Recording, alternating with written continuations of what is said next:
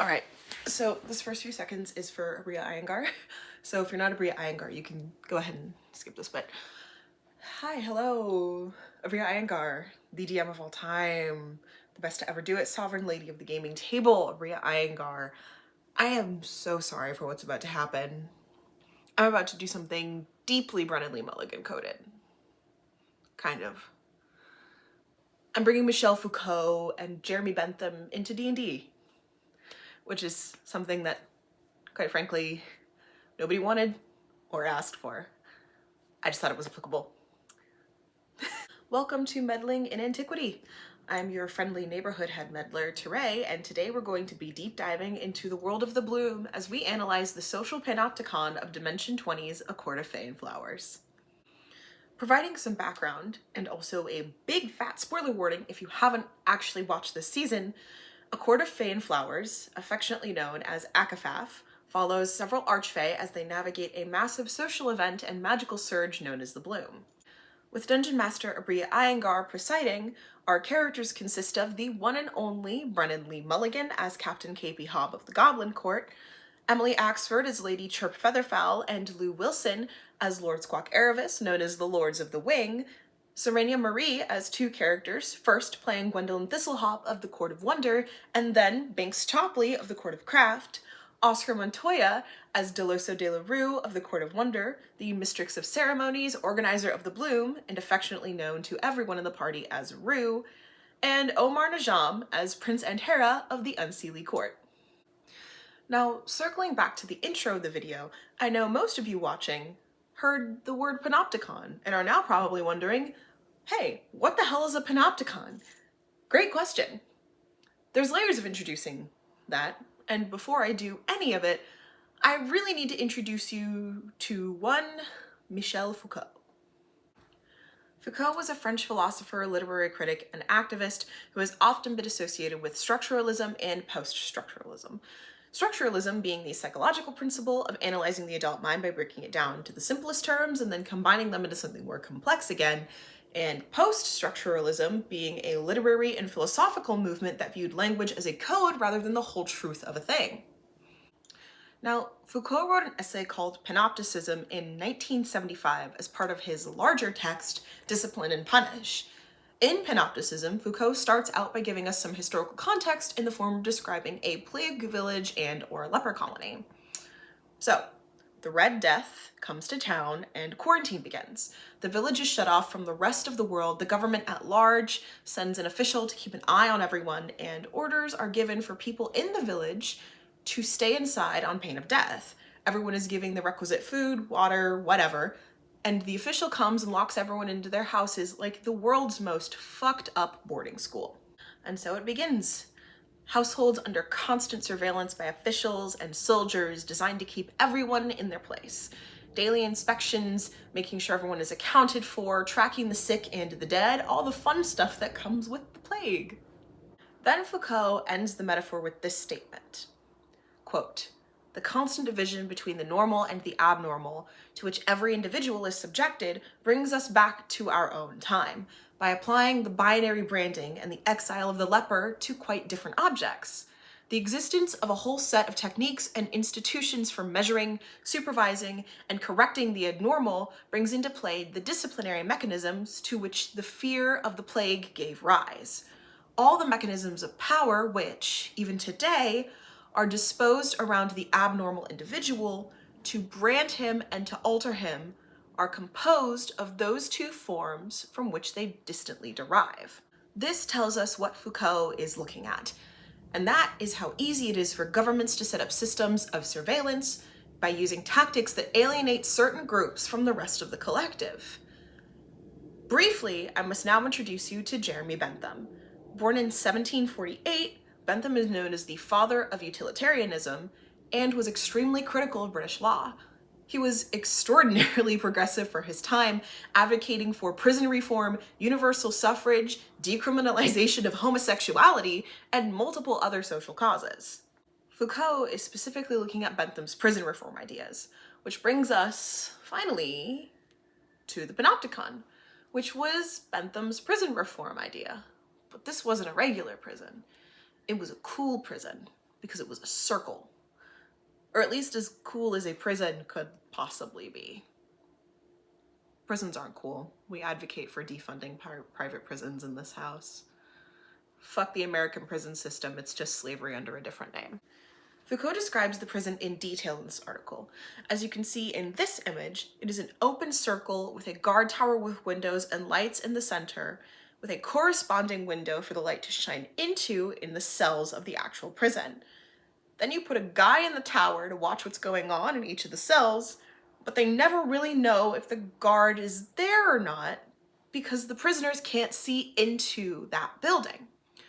Or, as Foucault states, he is seen, but he does not see. He is the object of information, never a subject in communication. Of course, this doesn't mean that things automatically fall in line.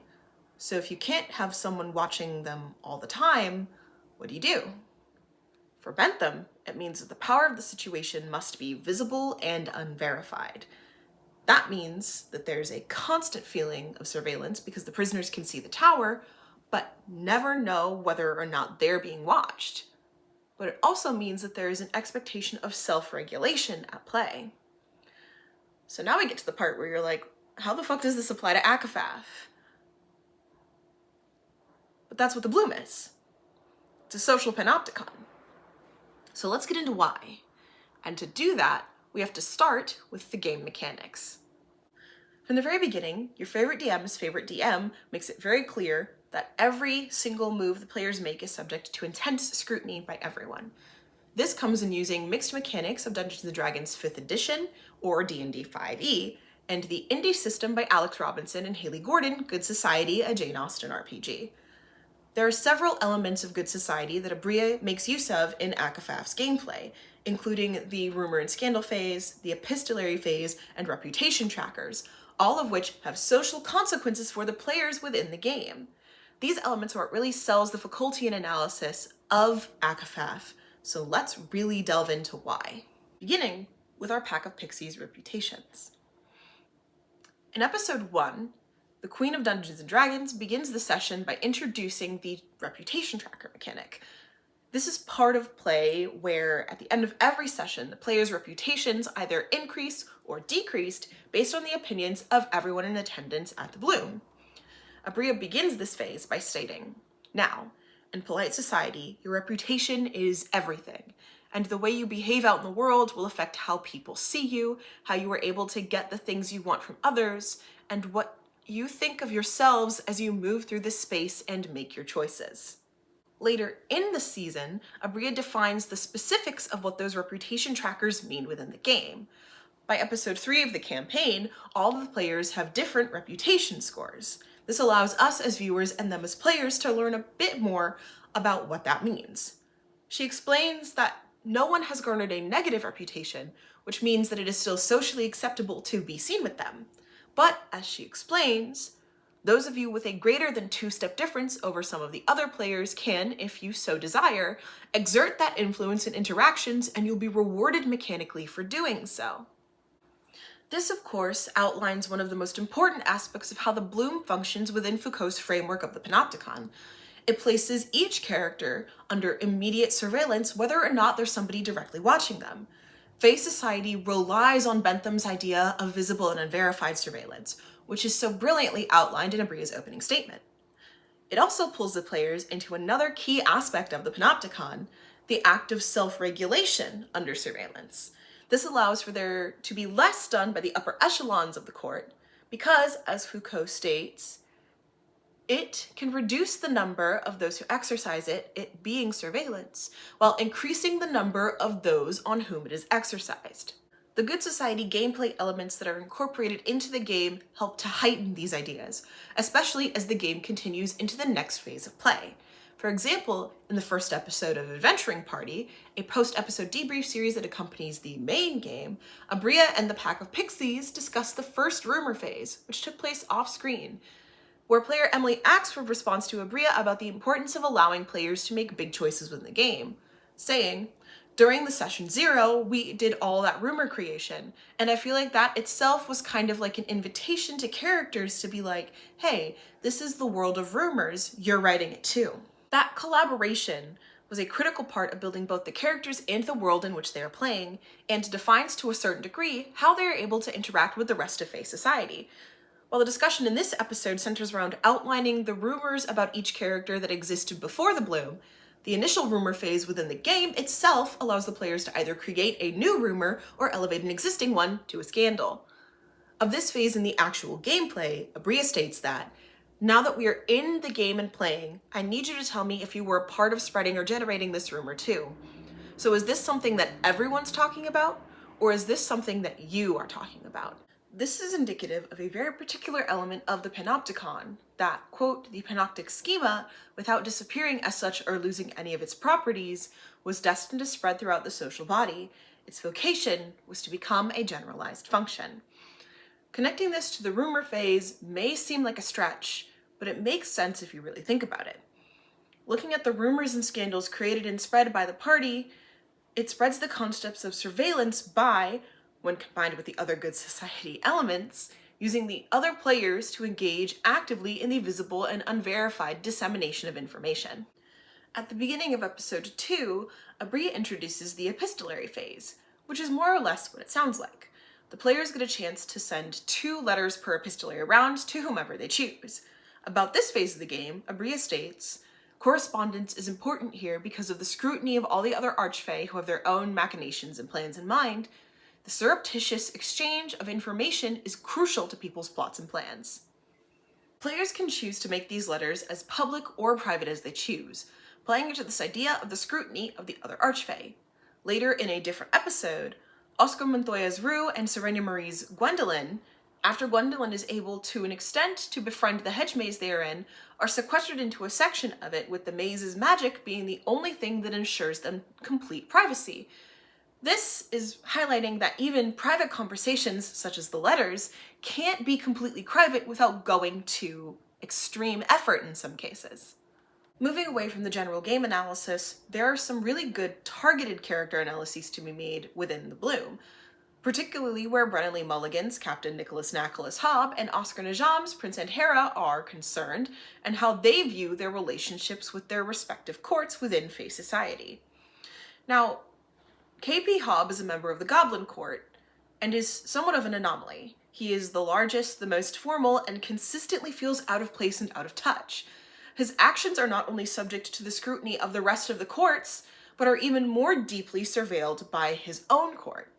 This causes Hobb to regulate his own actions to an extreme, often punishing himself for perceived slights or acting in a way that he himself refers to as cowardly several times throughout the series. This is a concept drawn directly from Panopticism. According to Foucault, he who is subjected to a field of visibility and knows it assumes responsibility for the constraints of power. He makes them play spontaneously upon himself. He inscribes in himself the power relation in which he simultaneously plays both roles. He becomes the principle of his own subjection. This describes Hobb and Andhera extremely well. Similar to Hobb, Andhera struggles to fit in with the rest of the Unseelie, and under the high expectations of his mother, the Queen of Air and Darkness. During the campaign, we discover that he earned the nickname Pillar Boy during previous blooms due to his habit of hiding behind pillars. It's kind of funny. Because of this, he decides to act like someone else entirely around the rest of the bloom to distance himself from his Pillar Boy persona. Later in the game, we discover that Andhera's mother and sister, Centaur, lodged a crystal into the back of his neck as a way to control his emotions. This is a physical manifestation of that panoptic control, especially when you consider that, quote, "the Panopticon was also a laboratory.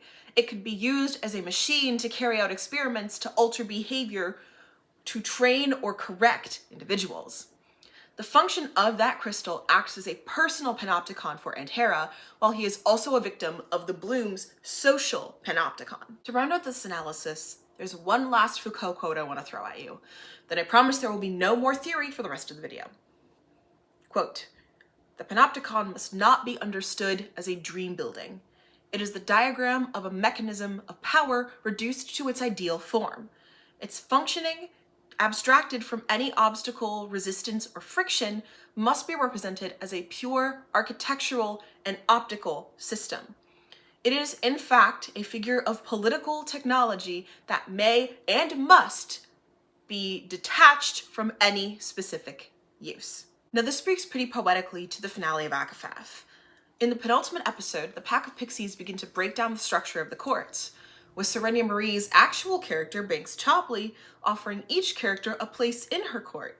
And Hera accepts and becomes the first Fae with dual affiliation, making him both heir to the Unseelie throne and a member of the Court of Craft, creating a major disruption in the flow of magic within the courts. However, in taking charge of the Unseelie court, Hera decides that for the court to persist, changes must be made for a more equitable exchange of magic and power between all of the courts. In addition to this, Oscar Montoya's Rue, after refusing to join the ruling body of their home court, the Court of Wonder, state that they consider themselves, quote, an orphan in the fairy world, going so far as expressing to Hobb in a one-on-one conversation that they feel disillusioned by the court system overall. Hobb expresses confusion at this, as his life up until the beginning of the Bloom and meeting Rue had revolved around the Goblin Court and their approval. However, in that same moment, he's obviously considering the possibility of what a life without a court would look like. At this point, both Hobb and Rue have garnered negative reputations, meaning that their positions and social standing have declined to a degree where it has massive social consequences. However, this doesn't prevent the other player characters from interacting with them at this stage, social consequences be damned, further disrupting that panoptic system. Later, in the same episode, when Rue confesses their love to Hobb, it shifts his entire perspective. This revelation sits with him into the finale, and in the final episode, he abandons the Goblin Court, forsaking it and the court as a whole to be alongside Rue, leading to a love confession to rival Darcy's long walk across the moors in Pride and Prejudice 2005. After they kiss, Hobb relinquishes his place in the Goblin Court, saying, quote, "You said that you felt alone. Not here, not while I draw breath. I renounce the Goblin Court in its entirety and forswear all oaths of loyalty to king and kin. If you are orphaned, then so am I, and you will never know a lonely day again as long as I draw breath." Like, fuck, man, what are you supposed to say to that? Each character, at their own pace, comes to realize the dangers and toxicity of the courts. In turn, they each leave those courts, or in taking charge of them, vow to make changes in how they function, therefore disrupting the social panoptic structure. For Fae society, it was a way to maintain control and power over the members of the courts and over magic as a whole. By moving against these forces, the players, specifically Hobb and Hera, and to a smaller extent Rue, play a huge part in breaking down that power and returning the social panopticon to an abstract idea, not a practically applied one. Thank you so much for joining me on this very odd journey I've decided to take you on. As mentioned in the intro, nobody asked for a Foucaultian analysis of Akafaf, but when I was reading this particular piece, being Panopticism, Akafaf was quite literally the only thing I could think about. The unique combination of a Regency setting, fairy society, and exquisite roleplay choices from everyone at the table was ripe for some sort of deep dive. I didn't want to do targeted character analysis because Stephanie Hedge and Sylvan Baker have already both written some really brilliant work about that, being about Rue and Hobb, respectively. Either way, thank you so much for watching this episode of Meddling in Antiquity, and I'll catch you in the next one. Bye.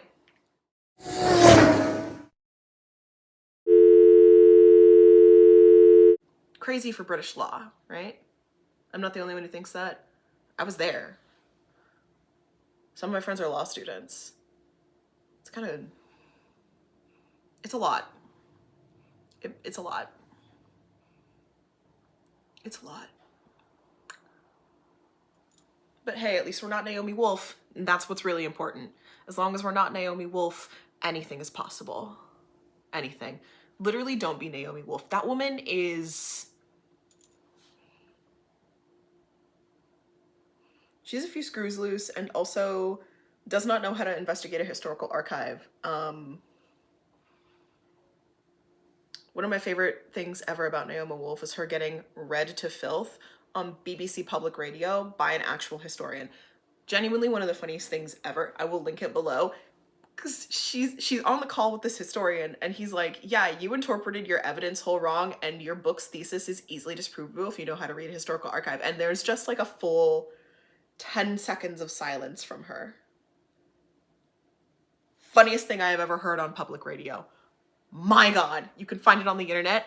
I will link it below. Check it out. It is delicious, hysterical, 10 out of 10 no notes.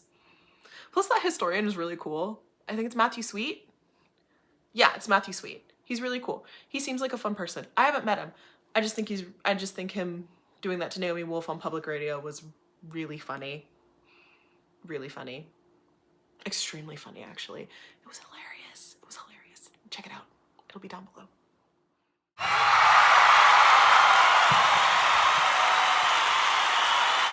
And we all know how that got us. The hand flex has nothing on Brennan Lee Mulligan eating that feather in episode 3.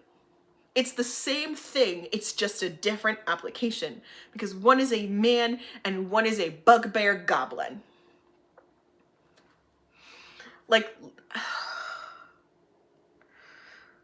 between Hob and Rue and Hera and Banks, man, Akafaf set my expectations for romance way too fucking high.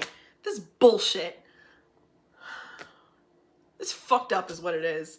It's fucked up. It's fucked up and evil, but god damn it, the roleplay was so fucking good, man. Shit. I think everybody should watch Akafaf at least once in their life. I really do. I think it's important that everybody watch Akafaf at least once. If you're a Pride and Prejudice fan, especially if you went and saw it in theaters again when they re-released that bad boy, you need to watch Akafaf. Dropout costs the same as AMC Plus. Just saying.